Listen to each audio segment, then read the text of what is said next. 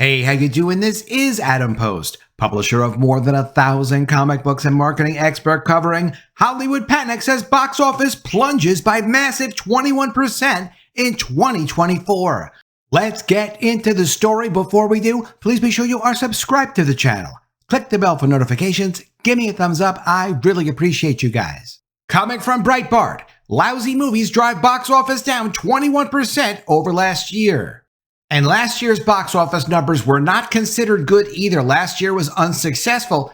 They were off 15% from 2019's box office right before the pandemic. With the year nearly a third over, the domestic box office is down 21% from last year, and last year's box office was down too.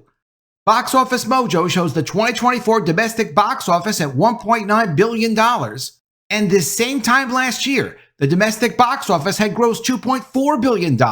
Already, 2023 was considered a disappointment. 2 full years out of the pandemic, the year still fell 16.2% behind 2019, the last full pre-pandemic year. And in 2023, also from Breitbart, Disney lost their top spot at the box office to Universal as all their woke flops piled up. It was the first time in 8 years that Disney didn't have the number one spot. Keep in mind, Disney has not just Disney, but also Marvel, Lucasfilm, Pixar, Disney's own brand, the entire Fox studio, and other imprints. All of that, and they still came in behind Universal in 2023. But this year is shaping up to be a full-blown catastrophe, and despite what the sycophants in the entertainment media tell you, it has nothing to do with the strike or the pandemic or weather or marketing or anything other than what the science tells us. People are falling out of love with the movies. After some 7 years of woke garbage, excessive pushing of the gay agenda, DEI, and the politicization of absolutely everything by a margin of 2-1, normal people say the movies are worse today than they were in past decades. Last year, 2023, was the year of Barbie, Super Mario Bros., Spider-Man, Guardians of the Galaxy, Oppenheimer, The Flash, another Little Mermaid, another John Wick, another Indiana Jones, another Creed, and another Mission Impossible, and even more. All of those films combined and more, and they still couldn't match the results from 2019. This year, we've already had another Dune, another Kung Fu Panda, Godzilla vs. Kong, another Ghostbusters, Mean Girls, Omen, a Lady Spider-Man, and what should have been a couple of peak weekends from big films released in late December, another Aquaman and another Color Purple. What's the result? Down 21% over 2023. Those already reduced numbers, which ended up being down 19% over 2019. The bottom line is that there's no shortage of product. There's only a shortage of product that normal people actually want to see. There have been close to 30 wide releases already this year. That averages out to nearly 2 new wide releases each week. The crybaby box office apologists can say, there's no Avengers Endgame, there's no Toy Story 4, Frozen 2, Spider-Man Far From Home, Top Gun Maverick, or even Joker. But that's the point. Those movies are movies normal people wanted to see, and they also wanted to see them more than once. There is no shortage of product. There's only a shortage of product that normal people want to see. How bad are things at the box office this year? Well, pretty bad. The current big box office success story is Civil War, a movie that's only managed to gross $49 million worldwide, not just domestic, through the entire world over 2 weekends. Last weekend, we had 3 new wide releases, something called Abigail, something called The Ministry of Ungentlemanly Warfare, which bombed, and something called Spy Family Code White. All 3 movies combined grossed around $25 million total. Is that a lack of product or a lack of audience interest? Hollywood has insulted, demeaned, attacked, condescended to, and alienated half the country, all while attempting to queer our kids. This has not only cost the industry audience goodwill, but also destroyed the art itself. Movies suck today, and that keeps the other half of the country from showing up. Even leftists are rejecting their leftist garbage. And even The Marvels, a movie that failed miserably, the worst MCU movie to date in quality and also box office. If you've seen it, you know what I'm talking about. That movie should not have been released. They should have just taken the loss. But even with that movie, it was supposed to attract women. It had multiple cats in it, all over the place. It didn't work. They excluded white people from the cast almost completely. It still didn't work. They did everything they could to try to interest women in the Marvels. Women did not show up to that movie. It was a small percentage of the regular people that support Marvel movies, and that's why it failed financially. It failed culturally because it really was awfully produced. You can't compare the Marvels to Guardians of the Galaxy 3 by James Gunn. Guardians of the Galaxy 3, while it did have non-traditional relationships and it could be seen as pushing some type of agenda, it was at least well crafted.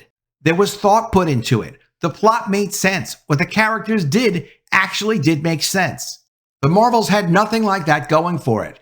And now Jerry Seinfeld is explaining, people just don't care about movies anymore. They're not part of the focus of the culture anymore. From Breitbart, Jerry Seinfeld says the movie business is over. Jerry Seinfeld told GQ magazine that the movie business is over. Seinfeld is out promoting his directorial debut called Unfrosted, a Netflix film that arrives on May 3rd, and it's the story about the creation of the Pop-Tart in the early 1960s. Why is he doing this movie? He must love Pop-Tarts. Here's what Seinfeld said. Directing a movie was totally new to me, he told GQ. I thought I had done some cool stuff, but it was nothing like the way these movie people work. They're so dead serious. They don't have any idea that the movie business is over. When asked if he told them the movie business was over, Seinfeld said he had not, but explained his reasoning. Quote, film doesn't occupy the pinnacle in the social cultural hierarchy that it did most of our lives, he said. When a movie came out, if it was good, we all went to see it. We all discussed it. We quoted lines and scenes we liked. Referring to movies today, he added, now we're walking through a fire hose of water just trying to see. When asked what replaced movies in the cultural imagination, he said, depression, malaise, I would say confusion. Disorientation replaced the movie business. Everyone I know in show business every day is going, what's going on? How do you do this? What are we supposed to do now? Audiences are now flocking to stand-up because it's something you can't fake. It's like platform diving. You could say you're a platform diver, but in 2 seconds we can see if you are or you aren't. That's what people like about stand-up. They can trust it. Everything else is fake. Seinfeld, Ricky Gervais, Dave Chappelle are the only people telling the truth anymore. Movies and TV lie and lie and lie. The lie is how the characters behave, converse, interact, and act. The lie is a 90-pound woman taking a punch from a 200-pound man. The lie is that everyone is gay. The lie is that everyone is obsessed with identity over merit. The lie is that America is a racist, sexist, homophobic culture. The lie is in transsexuals and fetishists portrayed as normal and heroic. The lie is that it's healthy to convince little kids into questioning their sexuality and gender. The lie is that there's something biological in between male and female when the truth is it's only personality. What Seinfeld says about the movie business being over is also accurate. Hollywood's cultural influence is pretty much gone. The only thing about movies that still brings anyone together is complaining about how awful and irrelevant they've become. The left-wing studios worked overtime to alienate, offend, insult, lecture, and condescend to half the country, which has resulted in movies so terrible that the other half, leftists, also stay away in droves. Most movies and TV have become propaganda, which has no shelf life and no lasting impact. Universal themes and ideals bring us together. Instead, we are lied to and scolded. Exploring what it means to be human captures our attention. Instead, we're lied to about how identity trumps our shared humanity. This is also why decades-old shows like Friends, Suits, The Office, Gilmore Girls, Grey's Anatomy, and Seinfeld have dominated the streaming charts over hundreds, literally hundreds of brand new streaming shows. The new stuff is all garbage. And from The Hollywood Reporter, 2023 box office, Disney cedes global market share crown to Universal after years of domination. Universal's releases generated an estimated $4.9 billion in movie ticket sales at the global box office compared to $4.8 billion for Disney. And Disney was number one for 7 years in a row, up until 2023. Universal's film empire is taking a major bow after placing number one in market share at the 2023 global box office, a feat no studio has been able to pull off since Disney rose to dominance in 2016. The 24 movies released by Universal generated an estimated $4.91 billion in worldwide ticket sales compared to Disney's $4.83 billion in ticket sales, in what made for a relatively close race in North America and at the foreign box office. Quote, Universal seems to have found the perfect balance of franchise films, animation, horror, and everything in between. And these assets are given every possible advantage with a pitch-perfect strategy that combines great filmmaker relationships, fantastic marketing, and a rock-solid distribution plan, according to a ComScore chief box office analyst. Universal's slate of movies includes titles from Universal Pictures, Specialty Division Focus Features, Illumination, and DreamWorks Animation.